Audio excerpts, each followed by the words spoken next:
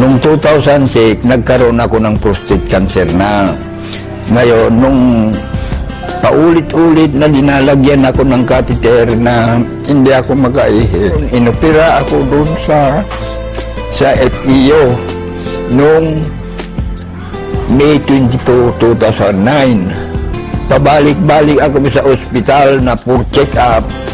Tuwing dalawang check-up ng isang linggo, wala rin akong walang pagbabago, lalong sumasakit. Maraming klase, mahapdi, makirot, masakit pag lumabas yung ihi ko, pag huminto yung ihi ko, masakit, makirot, ganun ho. Halos hindi ako makatulog magdamag, nagtitiis lang ako. Lagi akong nakahiga, maski na nung pumunta sila nung dito, hindi ako makatagal ng mga 10 minutes na nakaupo ng ganito. Saka yung pagpunta ko sa FEO, pag pumunta ako, gagastos ako ng 5,000 pinpunta ko. Dalawang beses ako pumunta sa loob sa linggo. Kaya ngayon, naghihirap na ako, wala na akong pagbili ng gamot ko. Marami akong pinagdanan, ECG, ultrasound, urine culture, PSA. Nung kinukulit ako yung pamangkin ko na mag-take daw ako ng gamot na ito, hindi ko pinapansin. Pero nung talagang mahirapan na ako, sinubukan ko na pumayag ako. Ngayon, binigyan ako ng isang box. Katapos, nung naubos ko yung isang box, medyo gumaang yung pakiramdam ko. Kaya inulit ko na naman, nagpabili naman ako ng isa. Ito, C247, ito ang nagpagaang sa katawan ko, yung sakit ng nararamdaman ko na hapdi, kirot. Dahil po dito ay nakakalakad na ako, nakakapunta na ako yan, nagkapapasya-pasya ako dito sa lubang bahay ko. Walang paldos siguro ito kasi naranasan ko na ito. Kaya may papayo ko, yung may sakit, subukan nila. Walang mawawala.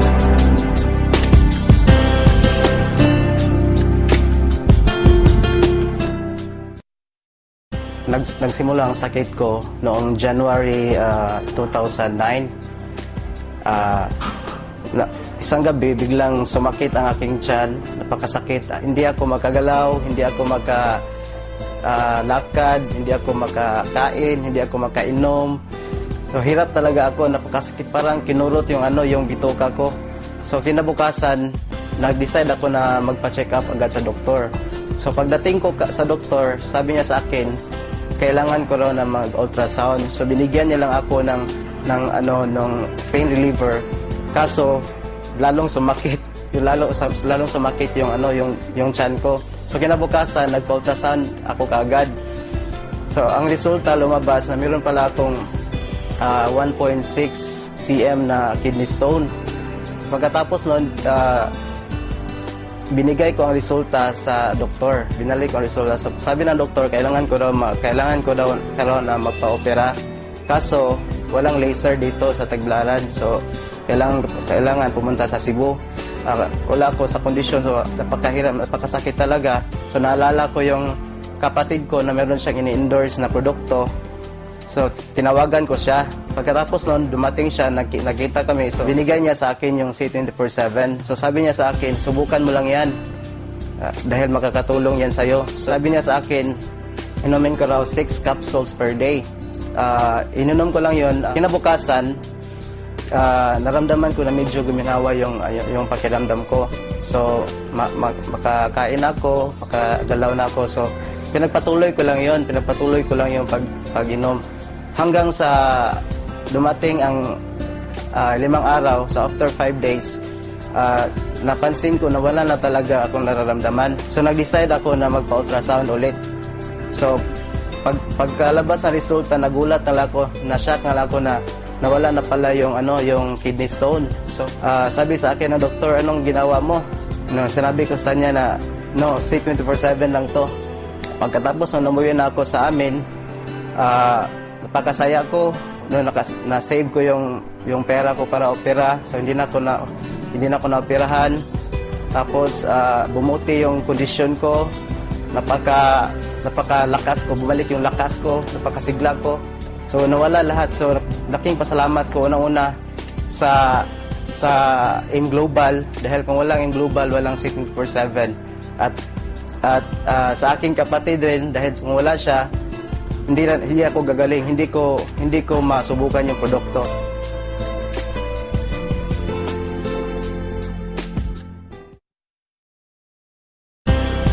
The first time I heard of your product is when his friend introduced it to us. Kinuwento na sa amin yung naging effects sa kanya ng product niya. He is diabetic and he was hospitalized because he is partially blind already. May gangrene yung lower extremities niya. And na 50-50 siya sa hospital. And then, I had to complete 8 capsules a day, yung initial. Yun ang prescribe sa kanya. Ako yung doctor doon daw yung sa kanya yung nag-prescribe sa kanya. It was also a doctor. So, pinescribe siya ng 8 capsules a day. Tapos, after 3 days, nag-dry up daw yung niya, yung kanyang gangrene. So, hindi na amputate yung kanyang leg. And then, we tried the product first. Bumili siya ng leave-in, yung coffee nyo, and then yung complete. So, kasi nung may problem ako sa cyst, I have breast cyst, and then may solid nodule, multiple, and then one of those was a solid nodule na kailangan nang i-operate. Kaya ayoko magpo-opera. So, I tried it. Kasi I saw it dun sa friend niya na ganun yung drastic yung recovery talaga niya. So, I tried it for yung 1 box lang muna. 1 box is 30 capsules lang. I tried it. Yung 1 box lang na yung inubos ko, nagpa-ultrasound ako. It turned out na negative na. Hindi na makita nung doctor sa ultrasound yung nodules. Kaya after that, tinuloy ko yung pag-drink ng complete. It was a vehicular accident that happened October 3 in the Anghare, Alabang, Cavite area. I was driving all alone. There was this. I had that accident, and the next thing I knew, wala na akong malay noon. I ended up here at San Juan de Dios Hospital at the intensive care unit. I didn't know what was happening. It was really painful. And then nawalan ako ng malay. But in a way, I was in comatose. He was in the ICU for 9 days. So, wala talaga siyang memory about yung nangyari sa kanya. His brain was swollen. Yung sabi ng doctor, swollen yung brain niya. Ang sabi ng doctor, it will take 6 months daw para makarecover, to remember. Sabi ng doctor. Noon sa ICU, hindi alam nung mga doctors na pinapainom ka siya nung complete. Kasi siya nakita ko yung effect sa akin. So, binigyan ko siya. Remarkable yung yung recovery niya.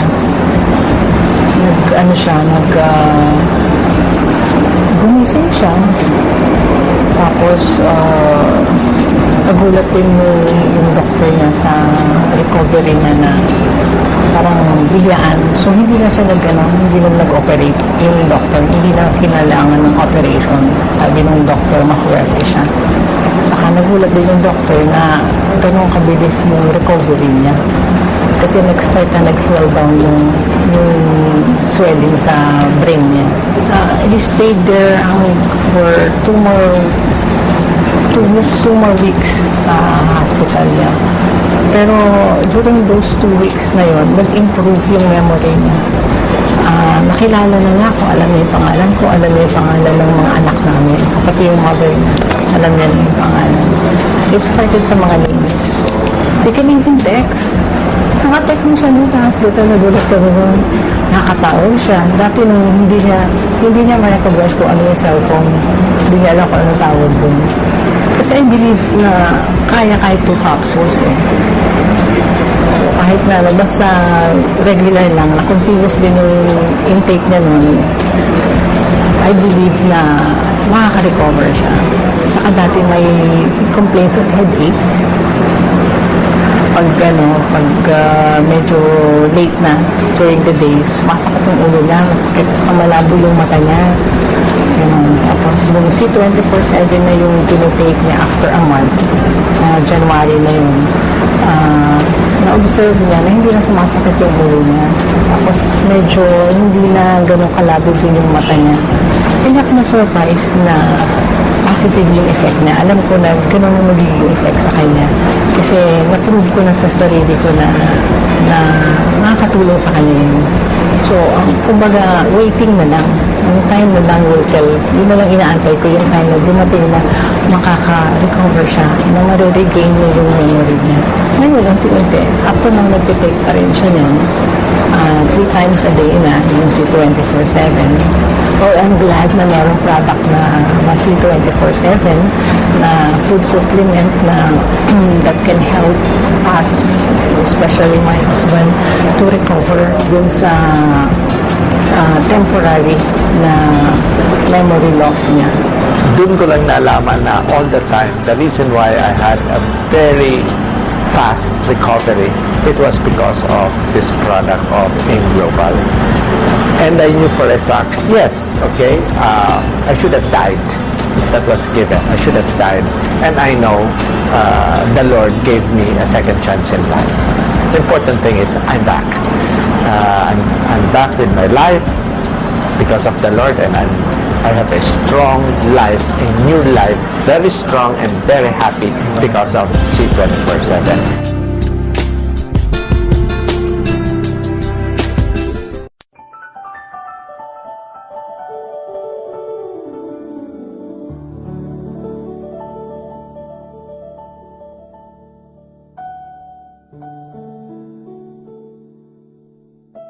Praise God, for He gave us the breath of life, a gift precious for survival, so that we could enjoy and rejoice our existence. But when things fail us and illness occurs, how much expense would it pay for? Physically, emotionally, and so much financially. But God made a way. It was March 18, 2006, when Alliance in Motion Global Incorporated was established here in the Philippines. It also happened to be my 20th birthday. 7 months after, December that same year, I was diagnosed with an illness. I, who was just then so active and vibrant, there was not a sign that something worse could happen. The disease, though identified, it was rare. No common medical remedy yet known. This is where all of that cost comes in. Even if I haven't witnessed it myself because I was still unaware, I learned eventually that for an average family like us, we have experienced being physically exhausted, emotionally down, and financially drained. My mother fought for every possible cure. She tried every probable treatment. But for a situation like mine, only the product of AIM Global worked out. The rest of all the other synthetic medicines that we have tried before just wasted effort. Because my mom was anxious that I needed to get well soon, she did not hesitate to try this herbal medicine. The product, it was formerly alive, then complete, until the one that we know now as C24/7. And you know, that lives up to its name, complete 24 hours a day, 7 times a week. And if it's so said that God do send blessings in disguise, ours was open to us through the selfless individuals who help us until the end. To it, our deepest thanks to Tatay Edward Hagidorn and his family as well. He is an image of an extraordinary individual who nobly reached down and offered help to people in need with all he had unselfishly, without expecting anything in return. The San Juan family, the Janvi, the spirited youth in you is that same self that moves you to do good by helping others, and your way also to prove that this medicine you've trusted so others will put their trust to it as well was all worth it. To Tita Sheila, to all of us whose hearts been touched of her genuine generosity by sharing her blessings. To Dr. Fred and Tita Sheila, the kindness in you can be clearly shown in the family that you have brought up. We thank you for sharing you to us, for helping us to succeed and also to be healed. And to all those who have helped us during our worst and even until today, and assures us that they will still be there as much as they can. All of you, you are all a blessing. Nowadays, a lot of testimonies are already made known to enlighten us. As for me, I am doing my part. This is my way of saying to you all, I am here with you today, alive, all because we believed in the product. We tried it, and in the end, we proved it to ourselves. My friends, I want to share this all to you because I do have been healed. The last time, the doctor said that there is a possibility that I could remain inert for the rest of my life. But it proved them wrong. Through the power of a life, I regained strength. It did not happen all at once, but the process is slowly but surely. Little by little, the effectiveness is seen. Today, all is well. Given this opportunity, let us not think twice no more. We are confident and salute the capability of the doctors that invented this herbal medicine, and happy as well that it has been introduced here. It sure has helped a lot of sickness and will definitely be able to help more. Sabi nga nila, last January 10, 2011, ikaw na ang susunod. Remember that health is wealth. It is one of God's precious blessings to us. Once we've lost it, it is so hard to bring it back again. So we should take good care of it. Health is not simply the absence of sickness. It is the wholeness of our well-being. Once again, this is yours truly, Ivy Pacaldo de Maribas, saying, do stay healthy everyone, inside and out.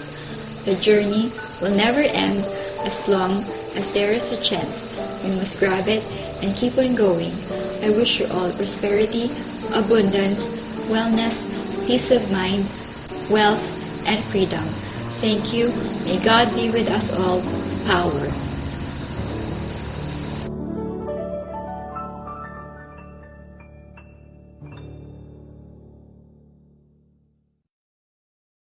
Isa po ako sa napagaling ng Complete. Yun po yung product ng Alliance in Motion Global. Actually, ang kapatid ko po ang nagsimulang gumamit noon. Nabulag po siya for several months, almost 6 months. So, nung ma-introduce sa kanya yung Complete, nag-try siya, 2 boxes lang ang ininom niya. Nakakapagtaka, nakakita ulit siya. And then, after po noon, February last year, na-diagnose po ako na mayroon akong breast cyst sa dalawa. At the same time, meron din, na-diagnose din po na meron akong scoliosis. Bedridden po ako ng 5 months. And then sabi ko, kung napagaling yung kapatid ko, bakit hindi ko itry? Nag-decide po ako na mag-take ng Complete kasi talagang sobrang hirap na. Pakiramdam ko mamamatay na ako kasi parang may nakadagan sa dibdib ko. Every time paghihiga ako, so tuwing matutulog ako, nakaupo lang ako. Nakasandal lang ako sa sofa. Hindi na ako makakain, nahihilo ako. Yung tuhod ko parang wala na, hindi ko kaya tumayo. Nang ma-diagnose po nila ako, sinabihan nila ako na magpa-opera para matanggal yung cyst. Takot po ako sa turok. So sabi ko, diretso ko. Uminom po ako ng 3 capsules every 4 hours. And then after 3 weeks po, sinubukan ko maglakad kasi nabawasan yung pain. So hinahapo ako that time. After 3 weeks po, naglakad ako, nakaabot ako ng 3 blocks away from home. Pagkaraan po, after 5 weeks, nagsimula akong magbike. And then hanggang sa kasalukuyan po, dire-diretso po akong umiinom. Wala na po totally yung aking cyst. Hindi ko po alam kung paano natunaw yun, pero nawala po lahat ng pain. So yung middle bone ko po na sinabi ng doktor na namamaga noong February last year, na-prevent po yung paglala. So lahat ng pain na naramdaman ko, kung mararamdaman nyo lang yung sakit, parang hinihiwa yung likod ko mula sa batok ko hanggang sa dulo sa ilalim. Para siyang hinihiwa. So every time na huhugot ako ng paghinga ko, napakahirap para sa akin. So nung mag-take ako ng complete, lahat po nawala. So hanggang sa ngayon, dire-diretso po, kaya lang ngayon magme-maintain na lang ako. Pag nawawala po yung complete, parang nanghihina ako. So hindi pwedeng mawala sa akin yun. Napaka-imposible na paniwalaan na ako nakabangon. Maraming hindi naniwala sa akin na ako'y gagaling pa. Salamat kay Lord na naging instrumento niya ang Alliance in Motion para makapagpagaling ng mga may sakit tulad ko.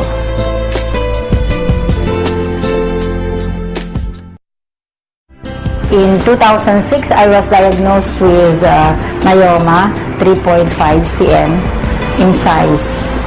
In 2007, I was informed by my doctor that I should be operated on because it might go bigger.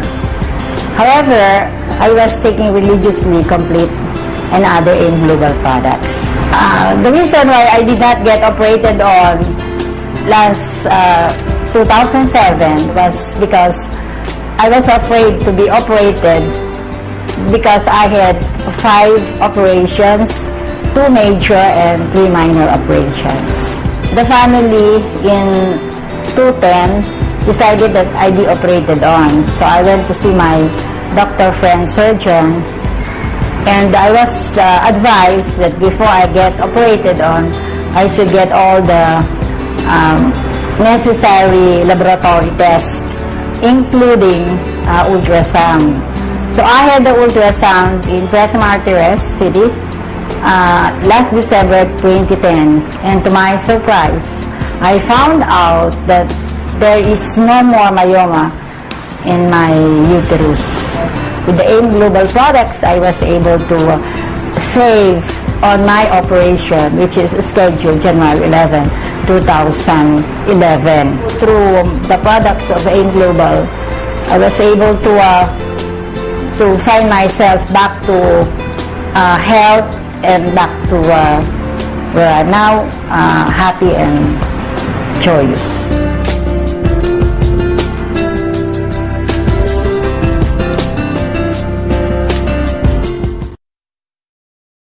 Ang aking asawa po ay isang seaman. Talagang nire-require po sila ng kanilang medical examination taon-taon. Lately na lang po na nire-require po sila na examination nila para sa Hepa B. At na-surprise po kami nang nalaman namin na reactive po pala sa kanya ang Hepa B. Nag-second opinion po kami sa ibang doktor, and then sinabi na wala nang kagalingan ang Hepa B. Last November po, nagkaroon po ulit siya ng medical examination bago po siya umakyat ulit ng barko. And then sa amin pong pagtataka, bakit po kami pabalik-balik na pinababalik ng doktor at 3 beses po ulit siyang kinuna ng dugo. At nang tinanong namin po ang doktor kung bakit, sinabi po sa amin na non-reactive na yung kanyang Hepa B. Tinanong po kami ng doktor kung anong tinitake niya. At sinabi po namin na complete plus yung white light para po sa liver, and then lately po yung ating C24/7. Naniniwala po kami na sa produkto ng AIM Global ay walang imposible.